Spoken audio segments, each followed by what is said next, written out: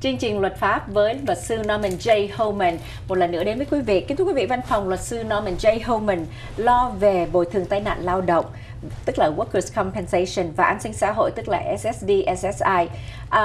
Luật sư Norman J. Homen đã từng phục vụ với cộng đồng Việt Nam của chúng ta trên 30 năm qua và đã mang nhiều quyền lợi cho thân chủ của mình, và vì thế với kinh nghiệm, ông đã thâu nhận được rất là nhiều quyền lợi cho thân chủ, nhất là về luật bồi thường tai nạn lao động và an sinh xã hội.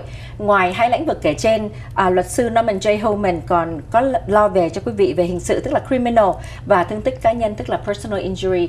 Luật sư Norman J. Homen có hai văn phòng, một tọa lạc trên đường Garden Grove. Số điện thoại để quý vị liên lạc là 714-775-6000, 714-775-6000, và một văn phòng tại El Monte. Số điện thoại để quý vị liên lạc là 626-582-8260, 626-582-8260.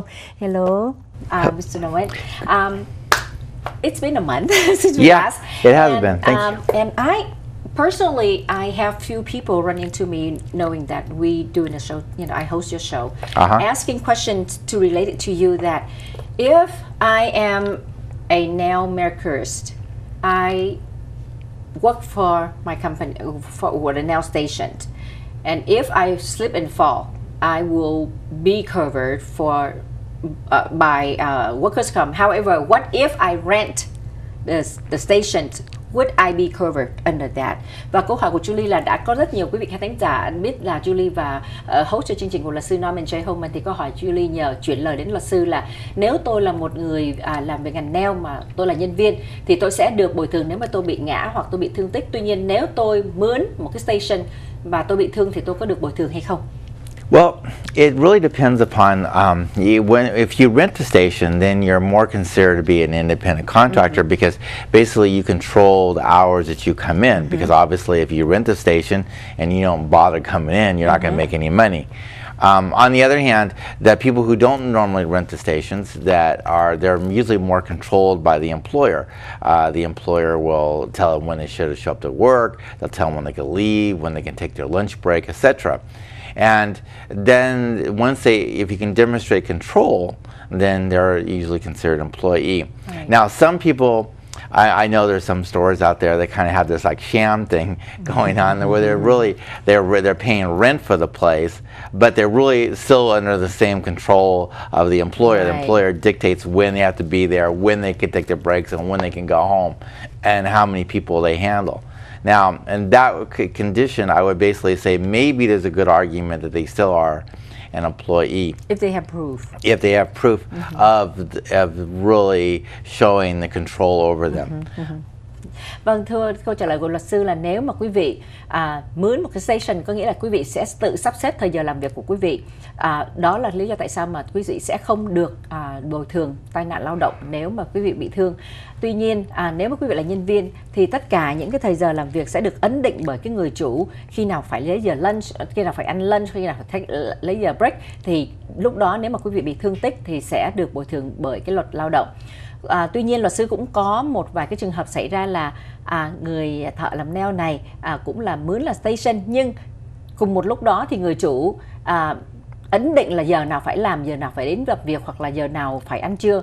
Thì nếu trường hợp đó xảy ra nhiều mà quý vị có bằng chứng là mặc dù là quý vị mướn cái station, nhưng nếu mà có bằng chứng là cái người chủ nắm quyền để mà chỉ định cái giấc làm việc của quý vị, thì lúc đó quý vị sẽ được bồi thường bởi cái luật lao động. Now let me add one thing up too. It does not matter about what you signed or how you were paid. So it doesn't matter if your employer gives you a 1099 in the year or even makes you try to sign some contractor that you are an independent contractor. They have no relevancy in court. It's a very factual driven decision by the judge. They look at how much control your employer used over you. So it doesn't matter if your employer gives you something and forces you to sign it. Okay, like a lot of them do. Dạ vâng. Thưa quý vị, mặc dù là quý vị có ký một cái hợp đồng là mướn mướn station. Tuy nhiên không phải vì thế mà cái người chủ họ được tránh khỏi cái trách nhiệm nếu mà quý vị bị thương tích. Tại vì khi mà có chuyện xảy ra, người chánh án sẽ dựa vào những cái chi tiết, và nếu mà chứng minh được là cái người chủ bắt quý vị phải làm theo những cái điều kiện của họ và quý vị có bằng chứng, thì cho dù là quý vị có phải ký một cái hợp đồng hoặc là cuối năm, người chủ cung cấp cho quý vị một cái tờ giấy gọi là 1099 để mà khai thuế. Tuy nhiên nếu mà quý vị có bằng chứng để mà cho người chánh án biết rằng thì là cái người chủ là cái người đã nắm chủ quyền cái thời giờ làm việc của quý vị, thì lúc đó quý vị sẽ được bồi thường, có thể được bồi thường qua cái luật tai nạn. Now I know a lot of our Vietnamese in our community, they came to the country, have no job, has to start life over again, and some of them not even legal to live here. Okay, and if they learn something, and for example, construction job. For example, if I hire someone who is not resident, who is even resident, legal or non-legal, and I hire them myself to come in to do some work in my house, and if they get hurt, who will be responsible for that? Thưa quý vị, Julie cũng có đặt một câu hỏi cũng rất thường xảy ra trong cộng đồng Việt Nam của chúng ta, là nếu một người nào đó cho dù là có sống tại Hoa Kỳ chính thức hay là không chính thức, mà thí dụ như Julie mướn họ đến để làm bất cứ một công việc gì tại nhà Julie và họ bị thương tích, thì ai sẽ là người chịu trách nhiệm cho những cái thương tích đó? Actually, you'll be liable for the it. homeowner. The homeowner will be. Okay. Because if you hire somebody and they do work in your house, you will be liable. Now, most homeowners insurance policies cover workers' comp. They'll have a built-in workers' comp coverage in there. But if you're ever going to hire somebody to do, like, maybe do some patio work or some painting in your house or do whatever, you should make sure that you do have that coverage. Or if you're not going to have that type of coverage, make sure you hire a general contractor who does have the insurance policy. So if that person does fall off the roof or something, or a patio, and gets themselves hurt, you'll be covered. Vâng, nếu mà quý vị là một cái người chủ nhà mà muốn mướn bất cứ một người nào đến làm bất cứ một công việc gì cho quý vị, thì thông thường ở trong cái bảo hiểm nó gọi là homeowner policy có cái workers comp ở trong đó. Tuy nhiên không phải hãng bảo hiểm nào hoặc không phải cái chương trình bảo hiểm nào cũng có điều đó. Và vì thế nếu mà cái điều luật đó không có trong cái bảo hiểm của quý vị, và những người mà quý vị mướn về để lo những cái công việc trong nhà quý vị và bị thương, thì quý vị sẽ, cái người chủ nhà sẽ chịu trách nhiệm bồi thường cái thương tích cho cái người mà quý vị mướn về làm. Và vì thế ông khuyên là nếu mà mình có cần phải làm bất cứ một cái chuyện gì thì nên mướn một người gọi là general contractor, tức là một cái người có cái bằng để mà sửa chữa nhà cửa hoặc là để làm bất cứ một cái công việc gì mà họ có cái workers comp trong đó. Now, you saying that in the past show, you saying that whether this employee, this person who the general contractor hired, whether he's legally lived here or illegally lived here, they will still have the right to claim if they are.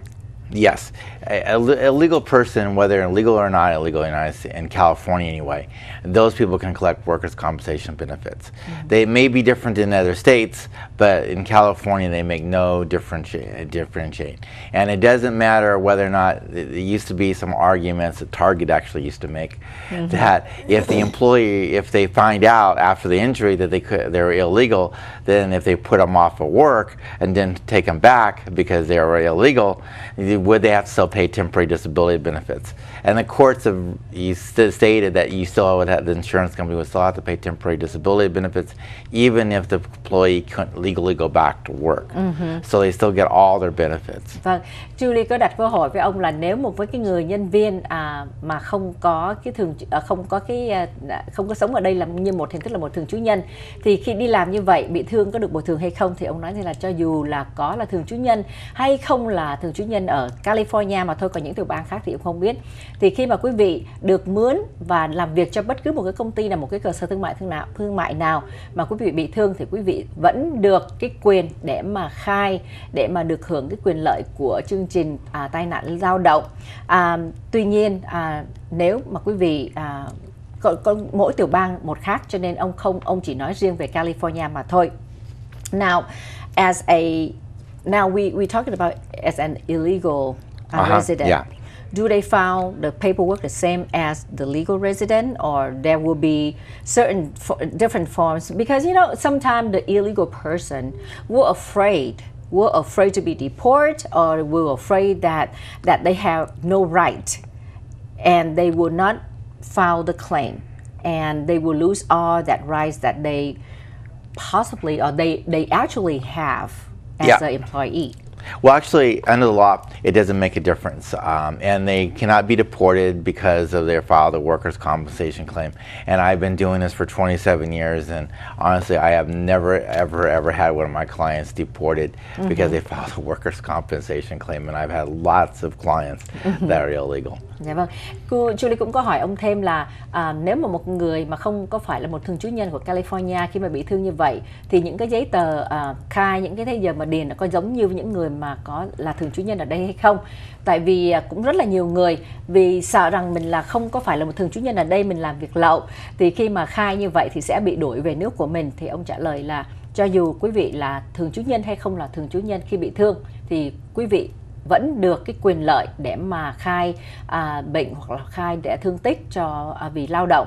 Và ông trong quá trình 27 năm làm việc, ông có rất nhiều cái trường hợp xảy ra là cái người nhân viên không có giấy tờ chính thức ở đây, tuy nhiên họ vẫn được bồi thường dưới cái luật lao động và vẫn được lãnh cái tiền thương tích tạm thời.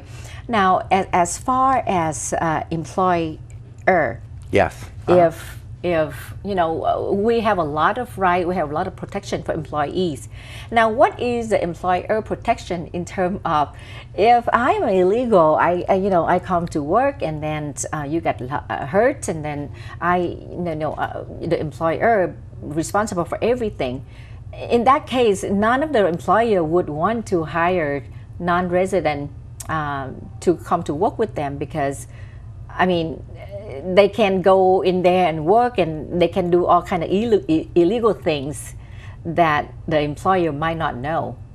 Is that I don't think that somebody illegal is going to do necessarily illegal. Okay. Something bad to you more than somebody who's legal here can do something bad to you. Because I've been hearing a lot of employers saying that, I won't hire those illegal people because I don't know what their background is.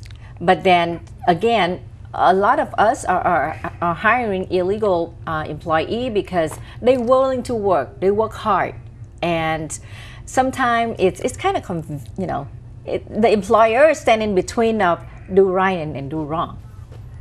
Well, let me put it out. The problem with hiring illegal is actually against the law. Okay, that's the problem with this. Right. We're talking about people who, maybe giving you identification that shows that they're legal here or they have the right to work here, and then later on during the workers' compensation process, we find out that they can't work. Okay, so that's normally the case. And I don't want to sit there and tell anybody, well, you should hire an illegal alien, because actually it is against the law for an employer to knowingly hire somebody that is illegal. I did not know that. Okay.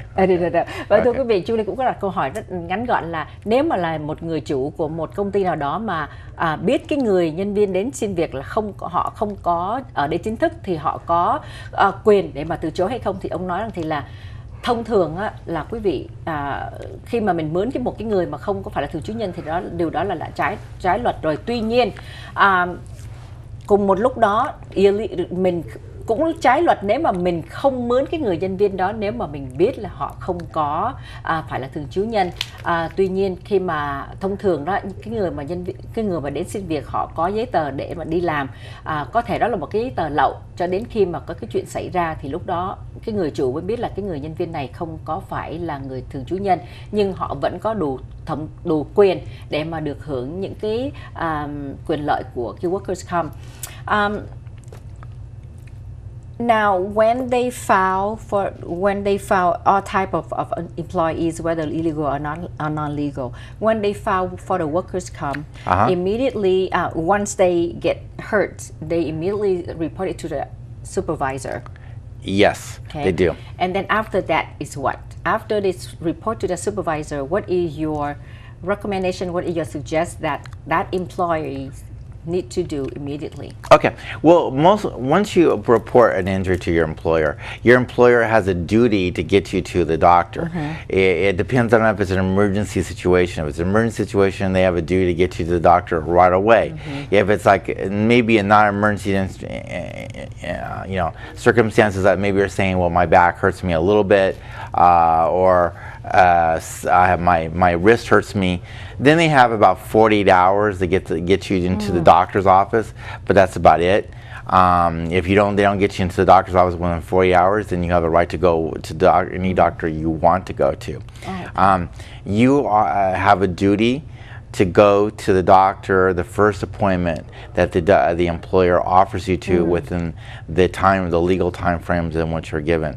I don't know, I had heard I think it was a call-in on one of these shows that it seemed like the attorney told him not to go. Okay, I remember that show, and that was kind of interesting to me because the law is they have the right to send you to the first appointment.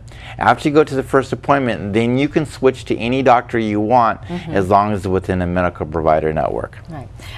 Câu hỏi của Julie là nếu mà sau khi bị thương và thông báo cho người supervisor thì việc kế tiếp là ông khuyên là người ta sẽ phải làm gì?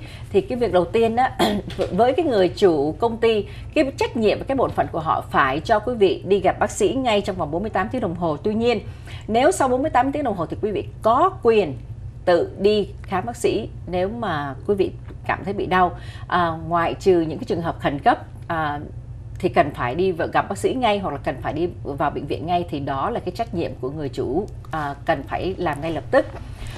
Tuy nhiên trong những cái có một lần có một cái show thì có một người gọi vào thì nói rằng là luật sư của tôi bảo rằng thì là tôi không cần phải đi bác sĩ. Điều đó ông thấy rất là kỳ lạ, là tại vì sao? Là tại vì sau khi mà bị thương như vậy đó thì cái người chủ sẽ phải gửi quý vị đi gặp bác sĩ trong vòng 48 tiếng, và cái trách nhiệm, cái bổn phận của cái người nhân viên là sẽ phải đi gặp cái người bác sĩ do cái công ty của quý vị gửi đi lần đầu tiên, ít nhất là phải một lần trước khi quý vị muốn chuyển qua một bác sĩ khác, miễn sao cái người bác sĩ đó cùng trong một cái tổ hợp mà được cái công ty đó có cái hợp đồng với công ty đó. Julie xin được nhắc lại là quý vị phải, bổn phận của mình là phải đi gặp người bác sĩ mà cái công ty của quý vị gửi đi lần đầu tiên. Thì sau đó nếu mà quý vị không thích, quý vị có thể chuyển qua một cái người bác sĩ khác, miễn sao họ cùng trong một cái tổ hợp mà cái người bác sĩ đó có hợp đồng với cái tổ hợp này. We have a lot of misunderstanding of okay, I don't want to go to see the doctor that the company sent me to, and if I request for my own doctor, the workers' comp, the network won't pay for it. How is that? Is that because his doctor is not in the network? Yeah. The law basically when Arnold Schwarzenegger became governor, what they did is they did away with the fact that you can just pick your own doctor. Now you have to go to a doctor within the medical provider network that particular insurance company has set up. Now every single employer has a different insurance company, and each insurance company actually has their own network. And it even gets even more complicated for me because certain employers have different insurance. You might have like let's say one insurance company that might have sub-networks in it. So it even gets more confusing. I know Costco has their own individual medical provider network that's just separate for themselves. So these employers so it gets really confusing even for me, let alone for anybody else trying to pick a doctor. But the general rule is if you don't go to a doctor within the medical provider network, your insurance company does not have to pay for it, and you will be responsible for that bill on your own. So it's pretty problematic if you go outside the network. Right. Và Julie cũng có hỏi rằng thì là nếu mà cũng có những trường hợp xảy ra là cái người nhân viên đó không thích đi cái người bác sĩ mà do công ty họ chỉ định và họ muốn đi người bác sĩ khác, thì lại cái tổ hợp đó thì lại không cho đi, là tại vì cái người bác sĩ của người nhân viên đó không có hợp đồng với cái tổ hợp mà có hợp đồng với lại cái công ty người đó làm việc. Thì ông có khuyên rằng thì là nếu mà đi với cái bác sĩ đó, bác sĩ riêng của mình, thì cái trách nhiệm vẫn là cái người nhân viên đó, tại vì cái tổ hợp đó có thể nói rằng thì là cái người bác sĩ của quý vị không có hợp đồng với chúng tôi, cho nên chúng tôi sẽ không trả tiền để bác sĩ đó khám bệnh cho quý vị. Và vì thế cho nên quý vị có thể thay đổi những bộ bác sĩ khác, miễn sao cái người bác sĩ đó có trong cái tổ hợp mà cái công ty đó có hợp đồng để mà chữa trị cho quý vị. Và vì thế cho nên quý vị có quyền để thay đổi bác sĩ, nhưng cái người bác sĩ đó phải có hợp đồng với cái tổ hợp mà trong cái workers comp của cái công ty đó, họ có cái contract để mà lo cho mình. So basically, if, for example, well, this is something else that I run across from for workers comp. If the employee hurts, and when you consider emergency, is that something that severe bleeding, or they have cut, or what is the injury? What type of injuries that would consider emergency?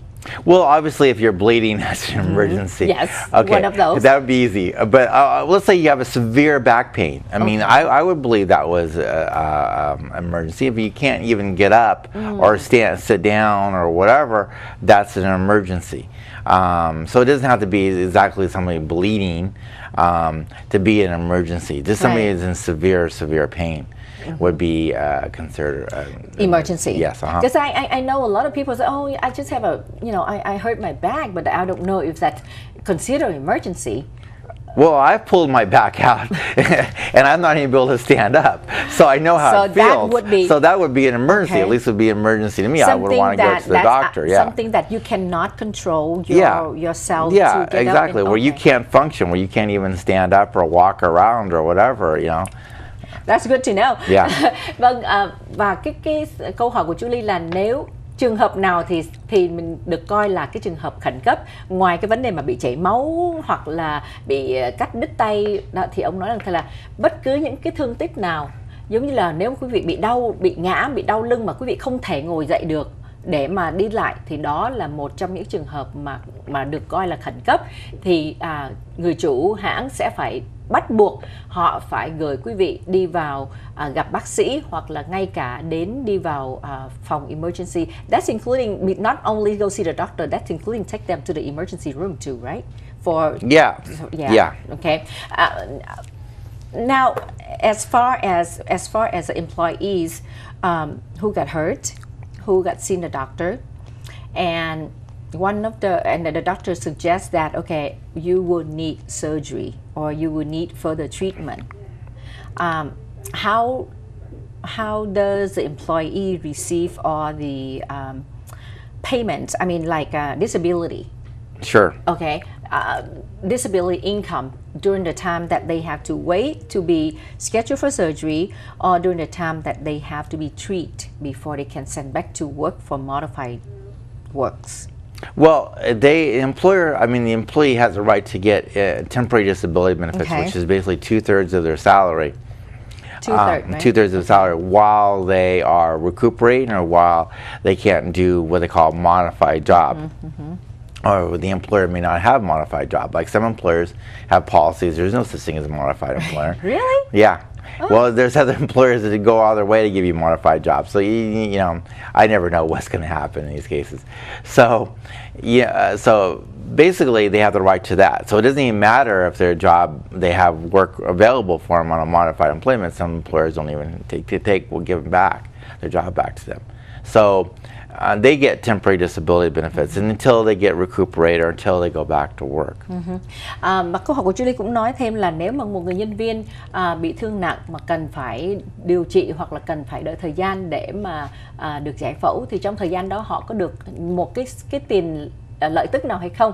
Thì luật sư có nói rằng thì là người nhân viên sẽ được 2/3 cái lợi tức của họ trong khi họ chờ để được điều trị hoặc là để giải phẫu. Thì những cái đó là cái quyền lợi của người nhân viên khi mà họ bị thương tích. Do you have any? I mean, I understand, and we all, our guests, our community knows that you are expert in workers' comp, and you've been working on this for almost 30 years for workers' comp. Too long, I hate to admit. I think that's a long time for all that time you do workers' comp. You have any case now, okay? Any case that no, I rephrase it. Normally, how long does this case takes? I rephrase. Okay. How long does the normal case would takes? The normal case will usually take about a year to 2 years, okay. because it usually takes about 6 months to 7 months for people to normally get done treating. Okay. And there's nothing really I can do to settle a claim while they're treating. Right. Normally how workers' compensation training comes in, where we take the case in, we help them get to the doctor, then the insurance company fights me over the medical care for the clients. Sure. I'm fighting over the medical care. And then we get towards the end stage where we're going to a neutral doctor from the state. And then by the time we get through all that immigrant roll, it's usually about 2 years. Now, there's cases out there that settle really, really quickly, and I think I have a competitor that tries to advertise one or something about some crazy case that I heard about. But usually people then wouldn't get any treatment, right? Because usually you're hurt, right? You're not coming to me because you pulled your finger, cut your finger. Usually you're coming to me because you're seriously hurt, so usually a lot of treatment involved, and that's what takes the time. Right. Và chú có hỏi làm thông thường là luật sư đã làm trong cộng đồng Việt Nam của chúng ta 30 năm, và với cái kinh nghiệm gần 30 năm của ông thì chắc chắn rằng thì là ông đã trải qua rất là nhiều khó khăn. Và chú Lý cũng hỏi là cái thời gian thường thường là bao nhiêu lâu, một cái trường hợp như vậy kéo dài bao nhiêu lâu, thì ông nói là từ 1 năm đến 2 năm. Tuy nhiên cũng có những trường hợp thời gian ngắn hơn, tại vì những cái thủ tục từ lúc mà người nhân viên đã đến gặp ông và gửi đi bác sĩ và để được điều trị rồi ra tòa thì cái thời gian cũng khoảng 2 năm. I have ran into several client of yours, your previous clients, and they really spoke highly about you. Oh, and great! Thank you. They were saying that, please refer, send my appreciation to Mr. Homen, and they was telling me that you would go extra miles to get their case settled.